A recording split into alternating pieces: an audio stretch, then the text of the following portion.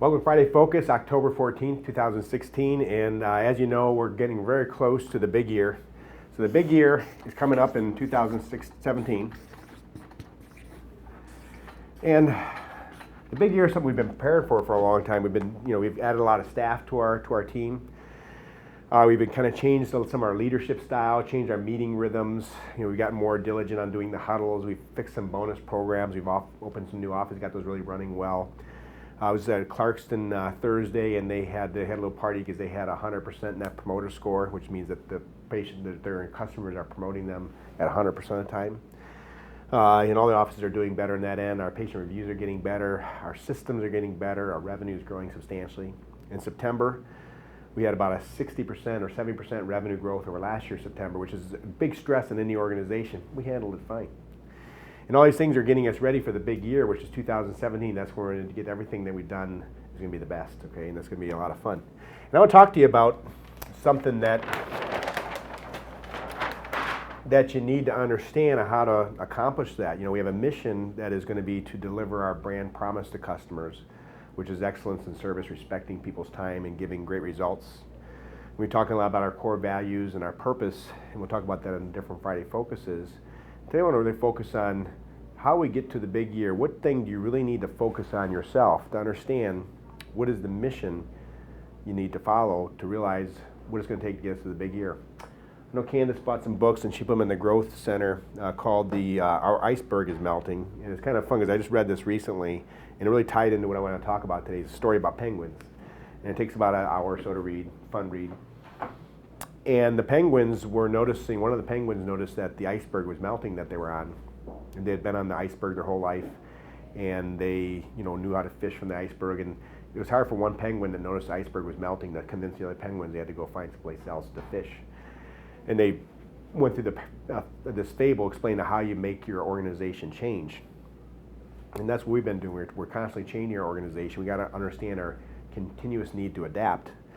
But one of the things that gets lost as we continuously see our need to adapt is I'll see it because I'm maybe having my ear to the ground. I'm paying attention to what's going on in our industry. I'm visiting other doctors' offices. I'm going to seminars, meeting with consultants, spending a lot of time and energy understanding what the direction of our practice needs to go.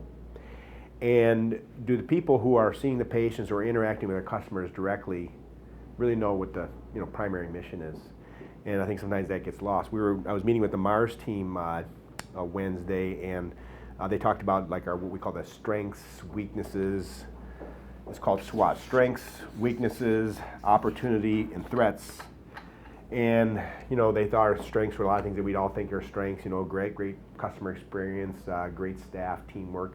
A weakness was communication, and that's something that I think any organization that grows, they start struggling with weakness because we started out with a small practice and I can communicate with everybody individually, and now I'm relying on things like this Friday Focus, meeting with your teams, and even your team members disseminating information out to you to let you know what the next step is, what has to happen.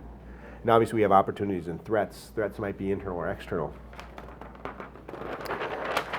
So for us to meet the challenges of our threats, one of the threats that the staff identified at the Mars team meeting was external competition or insurance company changes or things that really we had little control over. Obviously we have control over our brand promise, but what about a major competitor moving into town? That could happen. And how do we make it so that it's an inhospitable environment for them to be here? They really can't compete with us. We got to deliver our brand promise. We got to deliver it consistently. And sometimes I think when we're talking about that, people don't understand exactly what that means. Well, I'm going to tell you a story. Okay, I told it to the Vane staff today. It made me kind of think about tying this into what I'm trying to get across. And this goes through the entire business. So in 2005, there's a guy named Jim Whitehurst. He was the COO, Chief Operating Officer at Delta, and he wrote a book about his experiences with working at Delta and then Red Hat. But he talked about in Delta, they went through a bankruptcy, Delta Airlines, 2005, right around September, and they cited high fuel costs. And remember, in 2005, fuel went very high. I was foolish enough in 2005, I have a boat. I guess it was in 2006, I have a boat, and I filled it up before I put it away for the winter, figuring gas was going to go up the next year, and turns out it didn't. I wasted money on expensive gas. But in 2005, they realized they were getting into trouble, and they blamed gas, the cost of gas, to put them out of business. So they went in bankruptcy protection. They filed for bankruptcy protection so they could still operate while they restructured their costs. And they blamed the external threat of fuel for their failure. For their failure that put about 400,000 people's jobs on the line. People could have lost their job because Delta felt that their problem was gas got too expensive. And they hired a new, administrative executive team, and they realized, maybe there's more than the gas prices. We're kind of finishing dead last in customer service. Our customer service reps aren't really too pleasant on the phone. We're losing baggage. We're rude to customers. Maybe our food's crappy. I've been going on Delta for years, and their food was crappy back then in first class. And maybe there's some other things besides the cost of fuel that is making us go bankrupt, because it's common to blame something you have no control over, like for us to say, well, our business can't grow because we have competition. I mean, really? Everybody's got competition, but how do you meet that competition? So they blame fuel, and this Jim Whitehurst, in his story anyways, and I heard him do a lecture on this. He went to the different unions. They have the pilots union and the baggage handler union and the mechanics union and the flight attendants union and the booking unions. And he started meeting with them and having town halls about, what could we do to save Delta? And obviously the staff could not fix the expensive gas. I mean, that's out of your control. But maybe they could fix the call center, or maybe fix losing the baggage and the luggage. Maybe they can make the planes all run. But what he realized was that message was confusing. And if you say, well, you got to do a better job marketing, you got to do a better job in the call center, you got to do, well, he really dissected down on really what did Delta need to do that everybody can understand and get behind. Like the iceberg is melting. The one penguin says, hey, our iceberg's melting. We got to find a new place for food.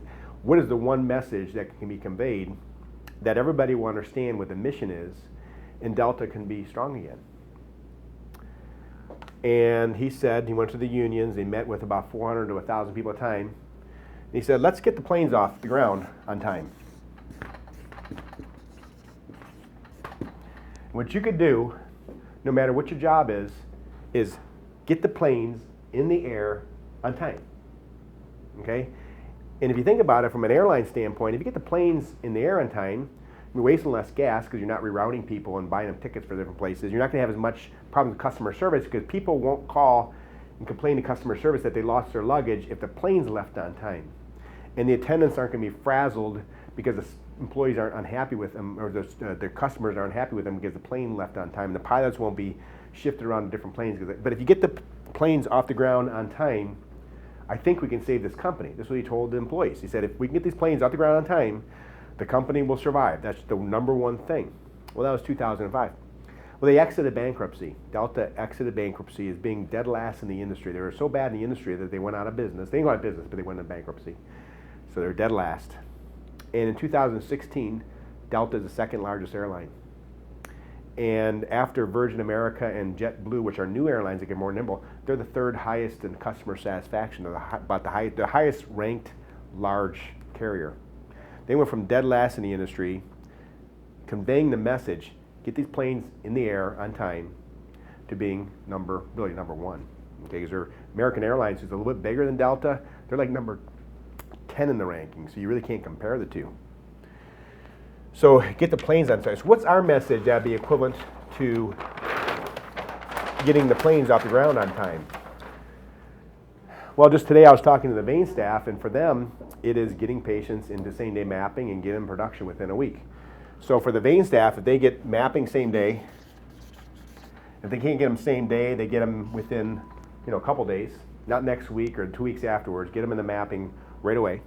And when they do have a mapping, get the patients into production right away. So for the Vane staff, for example, is to get the patients into mapping, get them in production way. So if the patient comes in and they come in because they want to have their veins treated, and we map them that same day, it's a 100% chance they'll get mapped. If you schedule them for tomorrow or next week, that chance goes down. If you schedule them out a week, it goes down substantially. Schedule them out 2 or 3 weeks, probably they're not coming in for mapping. We realize that for vein production, only about 40% of people that present to our office get into production. The rest of them go somewhere else because we're telling them, we can't get this plane off on time. We can't get you in until next week.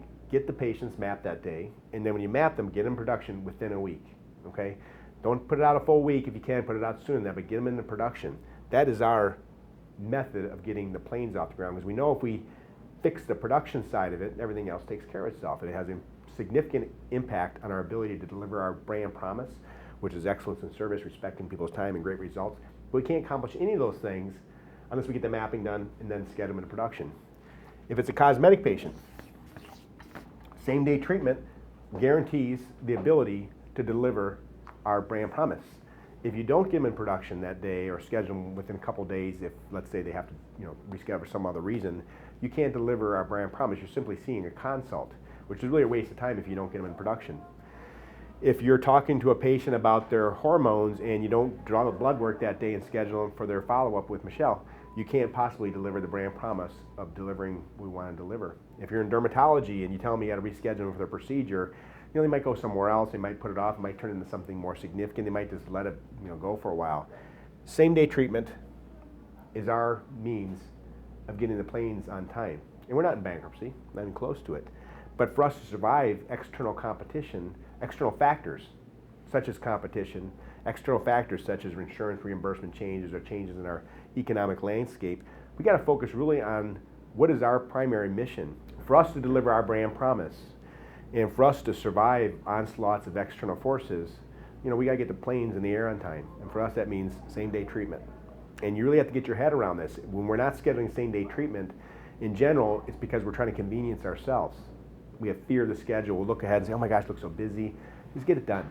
Okay, get it done, and then planes get in the air in time, and you can fight off any kind of competition, any kind of external threat. There's nothing that can stand in our way if we can deliver on our brand promise, and we can get the planes off the ground on time. For us, that is getting patients into production now. And that's Friday Focus. We're going to be sending some of those books. Our Iceberg is Melting out to your office so you can read them. It's kind of a fun read. Like I say, it takes about an hour. And it's an interesting read because when you read this, you'll understand how you can kind of communicate the message and how you can even communicate with your coworkers what our real intention is. And the offices should each individually know that our mission is when these concerts coming in, we're going to get them into production somehow. Figure out how to do it today, get it going as soon as possible. That assures it's going to happen, whereas scheduling them reduces that chance. So thank you very much.